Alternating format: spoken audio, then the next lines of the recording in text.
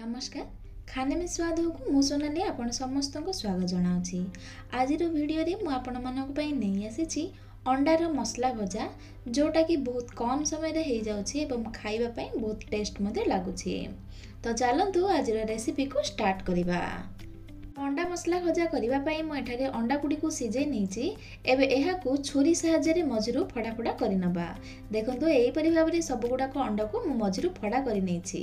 एबे गुटी गरम करै रे पकाइ नेबा 3 रु 4 चमच तेल गरम होई गले सिथिरे पकाइ नेबा 7 रु 8 टी कंचा लंका।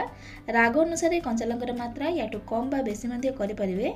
तापरे दुईटी बड़ साइज रे प्याज को एपरि छोट छोट करी काटी रखिछि। एबे एहा को पकाइ गोल्डन कलर हेबा पर्यंत भाजी नबा। तापरे दुईटी मीडियम साइज रो टमाटो को एपरि छोट छोट करी काटी रखिछि। एबे याको पकाइ नबा। तापरे गोटे बड़ चमच अदा रसुण रो पेस्ट को पकाइ फ्लेम को मीडियम रखी अदा रसुण रो भलो बास्ना आसीबा जाय भाजीबा। एबे हमर टमाटो गुडी को सिझी गलानी। एबे एथिरे पकाइ नबा हाफ चमच हळदी गुंड, गोटे छोट चमच जीरा गुंड, गोटे छोट चमच धनिया गुंड एवं स्वाद अनुसार लूण पकाइ फ्लेम को लो रु मीडियम रखी आ 1 रु 2 मिनट जाय भाजी नबा।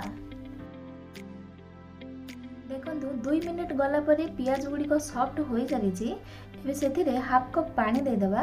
तापरे आमे आगरु जो अंडा गुडी को सिझेई रखिथिले एबे एहा को पकाई आ 1 मिनट जाय भाजी नबा।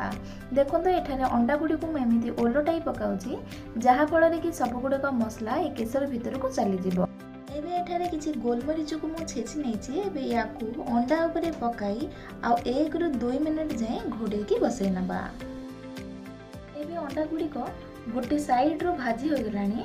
एबे अंडा गुडी को ओलटाई नेबा एवं आ गोटे मिनट जाय एमिति लो रु मीडियम फ्लेम करी घोड़े की भाजी नबा। एबे हमर अंडा मसला भजाटी पूरा पूरी रेडी होई सारिछि। एबे गैस रो फ्लेम को बंद करि नबा। आशा करूछि आपण मानको आज रो रेसिपीटी बहुत भल लागिथिबो। एही रेसिपी को घरे ट्राई करंतु एवं आपण मानकर अनुभव मो सहित शेयर करंतु।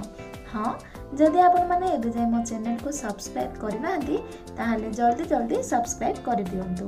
पुणी थरे देखा हबो एक नुवा वीडियो रे आउ एक नुवा रेसिपी सहित। धन्यवाद।